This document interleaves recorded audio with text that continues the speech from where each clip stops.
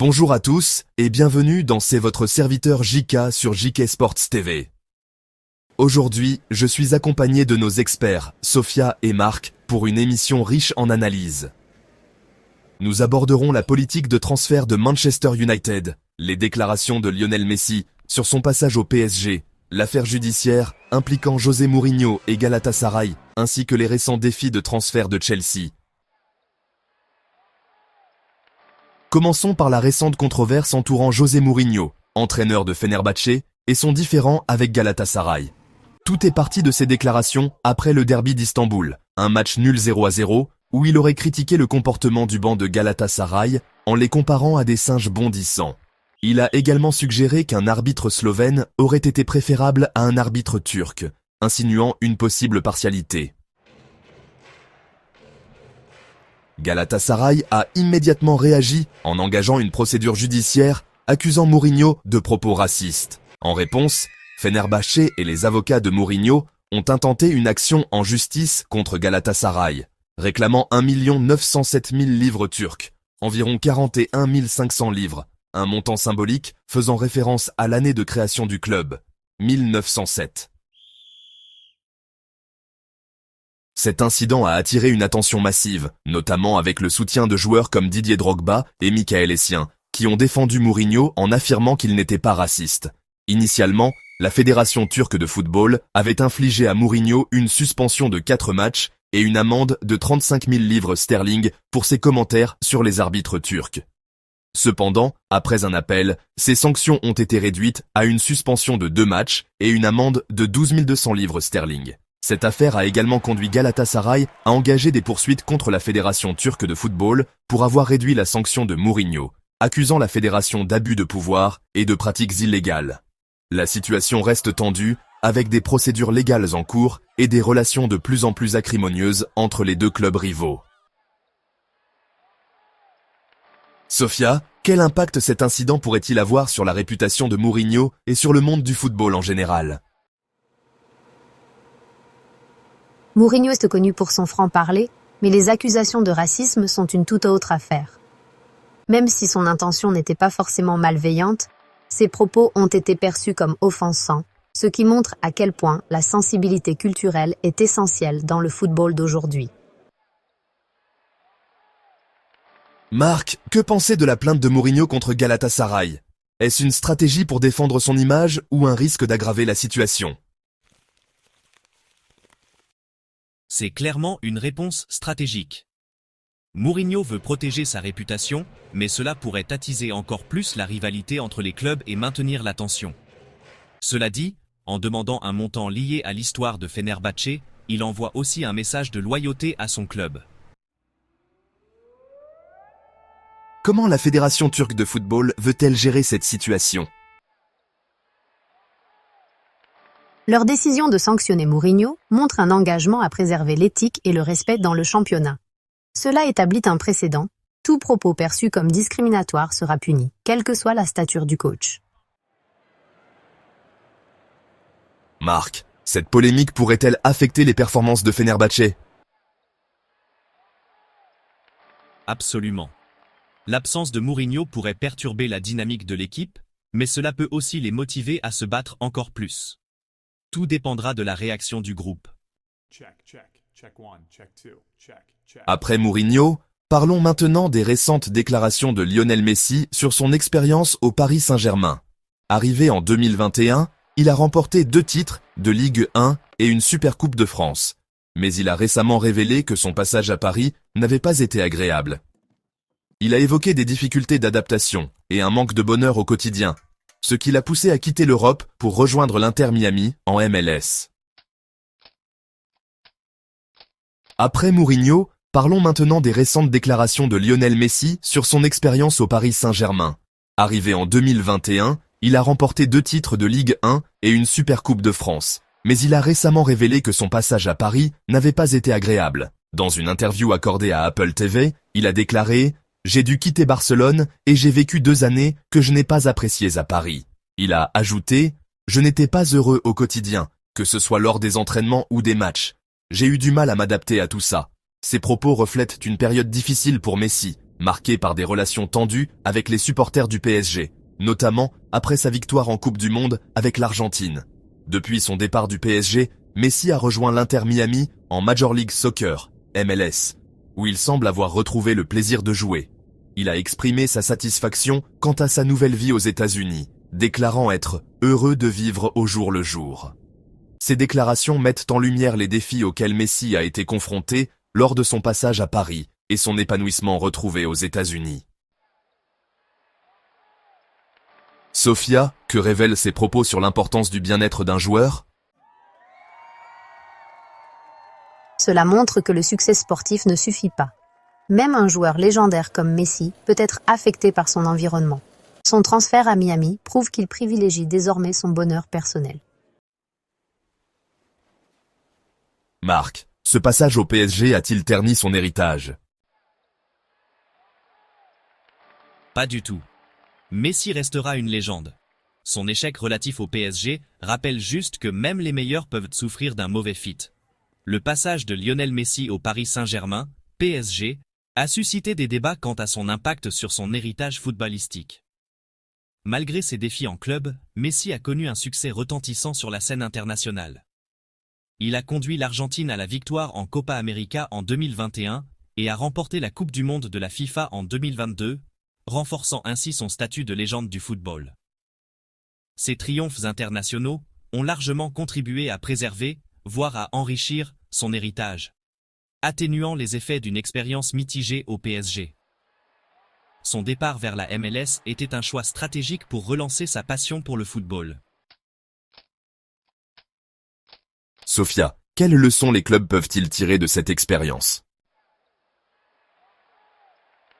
Lorsqu'ils recrutent une star, ils doivent aussi penser à son intégration hors du terrain. Le PSG aurait pu mieux accompagner Messi pour éviter cette frustration. Manchester United traverse actuellement une période difficile, marquée par des résultats sportifs décevants et des problèmes financiers. Le club occupe la 15e place en Premier League, loin des positions qualificatives pour la Ligue des Champions. La gestion financière du club est également préoccupante.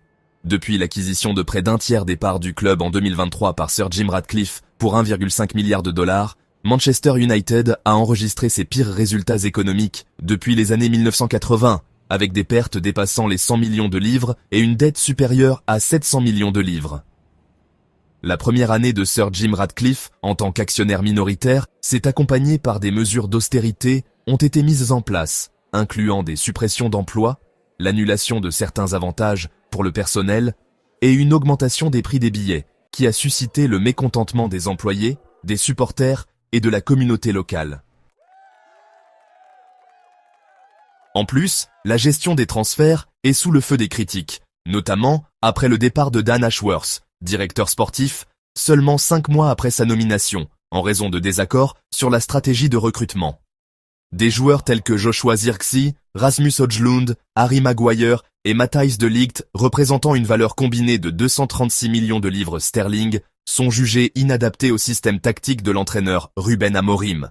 De plus, l'effectif compte plusieurs joueurs âgés de plus de 30 ans, comme Harry Maguire, 31 ans, Bruno Fernandes, 30 ans, et Luke Shaw, 29 ans, ce qui alimente les inquiétudes concernant le vieillissement de l'équipe. Ces facteurs contribuent aux performances médiocres de l'équipe, actuellement 15e en Premier League, et à une baisse du moral au sein du club. Le problème majeur, un effectif vieillissant et des salaires élevés. Pour recruter, Manchester United doit vendre, mais la valeur marchande de nombreux joueurs est limitée. Sofia, quel est le plus grand défi pour Manchester United? Trouver un équilibre entre l'assainissement financier et la compétitivité sur le terrain. Le plus grand défi pour Manchester United est donc de surmonter ses problèmes financiers et de recrutement pour améliorer ses performances sur le terrain.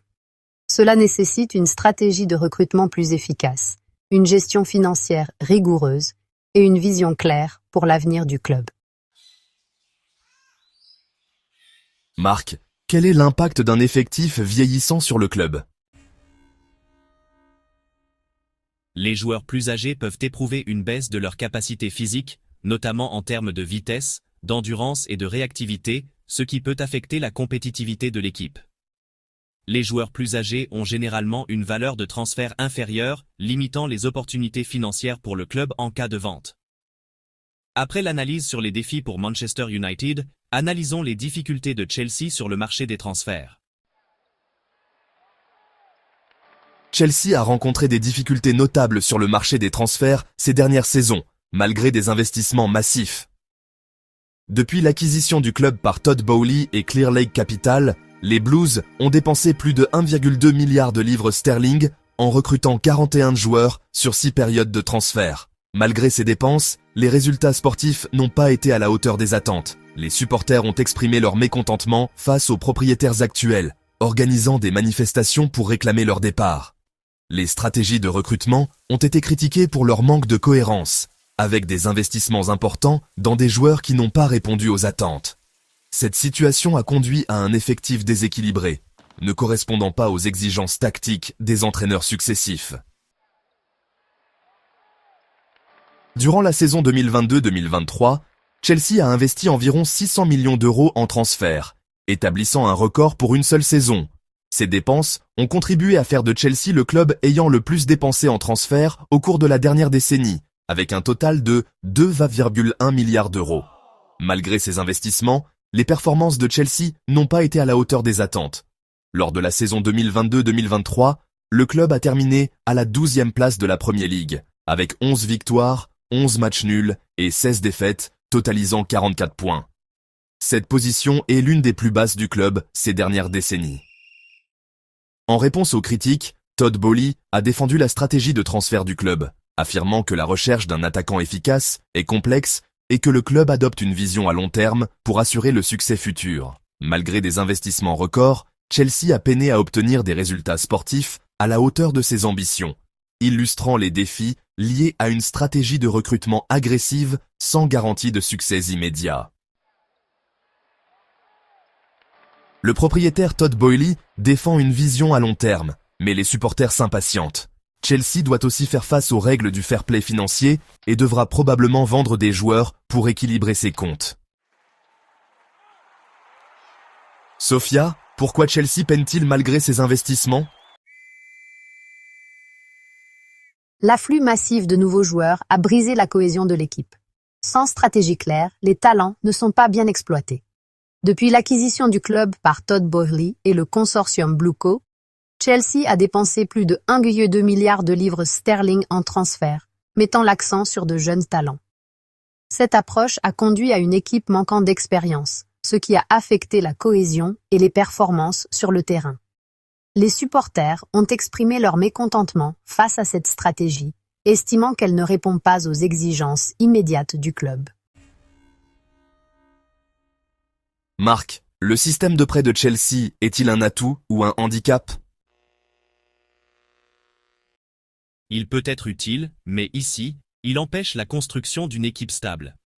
Les nombreux prêts peuvent empêcher la création d'une identité d'équipe cohérente, les jeunes talents étant souvent absents lors de leur développement crucial.